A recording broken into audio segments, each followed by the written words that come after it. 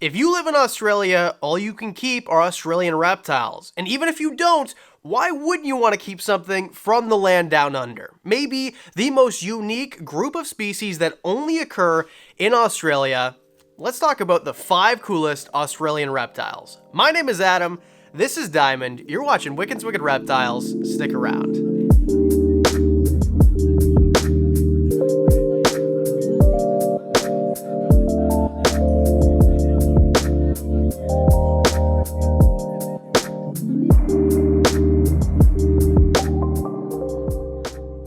Number 5, Ackees. Red Ackees, yellow Ackees, doesn't matter. Special thanks to Professor Herp for lending me this footage here. These are, in my opinion, the coolest and probably lowest barrier to entry in terms of all monitor lizards you could possibly have.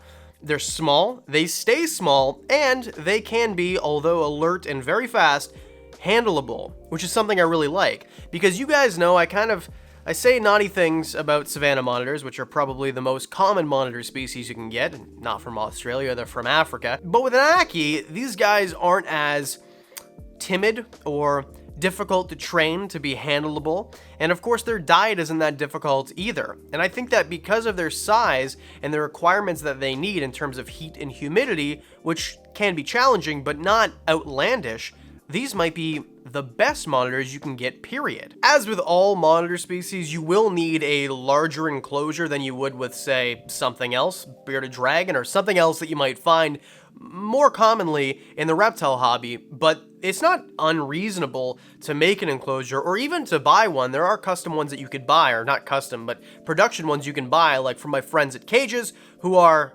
amazing. These guys are awesome. Best cages, best enclosures you can possibly find. And you get free door handles if you use the code in the description below. So if you want something that is, yes, challenging, but also really cool and really awesome to have, something that is going to be rewarding to keep and looks absolutely beautiful, I can't think of anything better than a red Ackie or a yellow Ackie. Number 4, something with fewer legs, carpet pythons. Carpet pythons are maybe one of the most beautiful species that you can get that don't have venom. In terms of natural looking species that don't have a morph or don't need a morph, these are absolutely stunning, and there's a lot to choose from. There's some variety with carpet pythons, because if you want something that's a little bit bigger, don't jump off the table please, or you want something that's a little bit smaller, you can get carpet pythons that are 5 feet or carpet pythons that get up to 9 feet. So it really depends what you're after, but they all look absolutely stunning, beautiful, and they are arboreal, which I love. Arboreal animals add a little bit more of a dynamic because they're going to use not only ground space, but they're going to give you lots of fun watching them up in the trees. So you're going to be able to have not just an enclosure that is low and kind of your eye stays in one place. They're going to use every little bit of space that you. This is a terrible explanation of what arboreal means. Carpet pythons will also eat for you. They're really great eaters. They're known for being good eaters. They're affordable, and they're not super difficult to find, especially if you live in Australia. What we have here, someone made this comparison to me.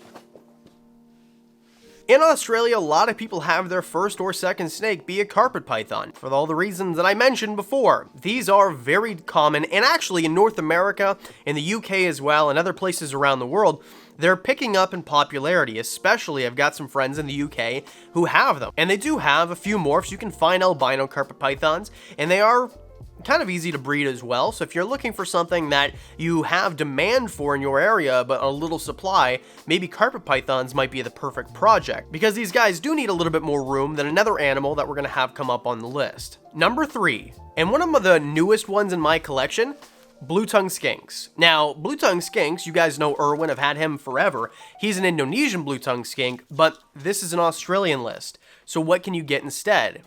Northern blue-tongued skinks, or eastern blue-tongued skinks, or there's several. Northerns are the most commonly kept in the US, in North America, and I think even in Australia as well. Again, they don't get huge, especially the northerns. Northerns don't get super big, especially in comparison to Indonesians. Just look at the size difference between my northern and my Indonesian. Very different, very big difference in fact.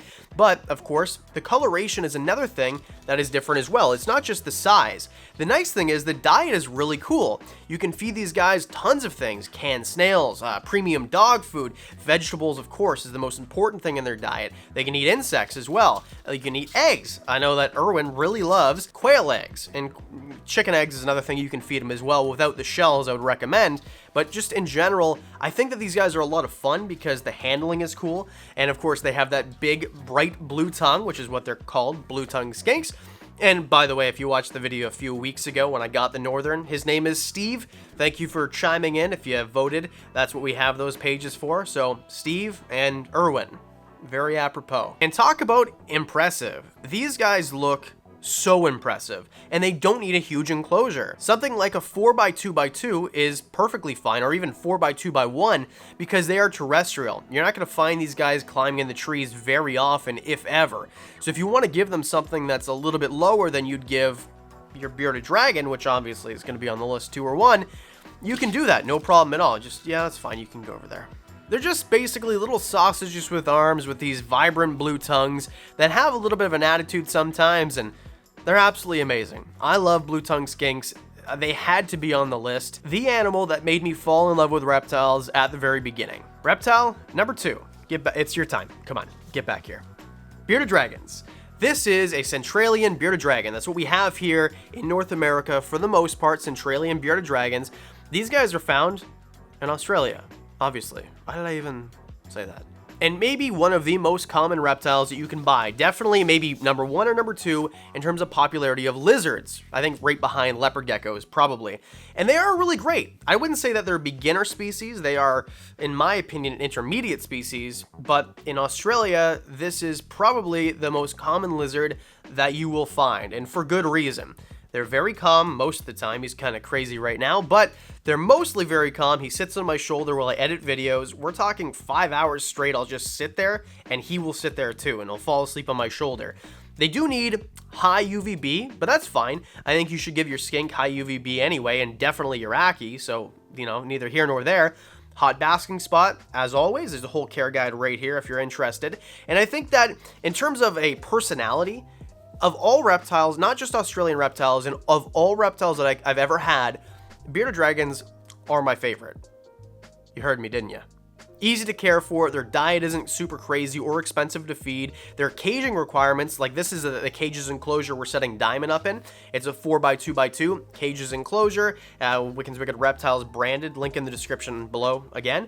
And I think this is the perfect size. A lot of people will say 75 gallons. I disagree. I think you need 120 gallons if you want to have an optimal enclosure, not just bare minimum. And they are semi-arboreal, so if you give them 2 feet, they'll use it. Give them some climbing branches. Yeah, bearded dragons. I mean, you knew they were going to be on the list. They're on basically every list. I love bearded dragons. And reptile number 1, if you watched the channel, you saw this coming.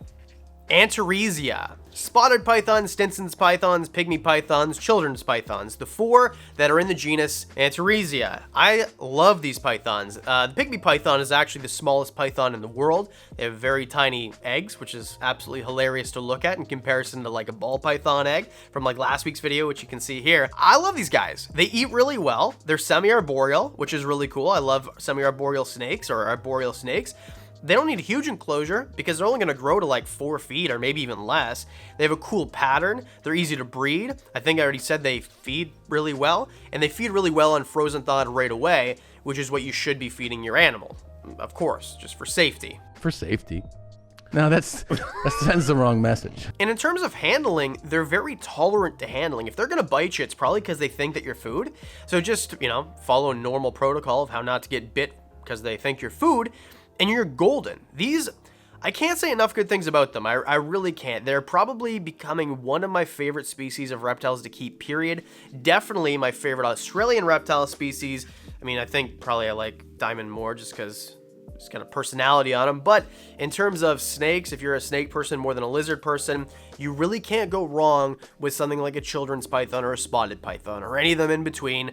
And although you're not going to find morphs in North America or the UK, mostly, if you're in Australia, you're going to find cool morphs, super cool morphs of these guys. There's really not much more I can say about them. They made number 1 for a reason. If you can find one, they're big enough that they're impressive, but they're not going to be scary. They're almost the perfect snake. Yeah, I said it. The perfect snake. And there you go. your top 5 Australian reptiles. You guys asked for it. I did this video because I got harassed, basically, by the Australian viewers. I appreciate you guys for doing that because I highly enjoyed doing this video. And if you have an idea that you want to see, harass me in the comment section below. Let me know. I take everything from there. And as always, the most special thank you to the Patreon supporters. You guys are freaking awesome. You get to see videos early, you get to know about extra stuff that I don't talk about on the channel, things like that. We've got some extra stuff coming to the Patreon as well in the coming months. It's really exciting. And you get a discount on the merch. We've got masks now. If you like Littlefoot, if you like leopard geckos, she's got her whole line, masks and neck gaiters and fanny packs and all sorts of cool stuff. And I'm just rambling at this point. Buy yourself a Cages Enclosure. See you. Hit subscribe, and I'll see you on Monday.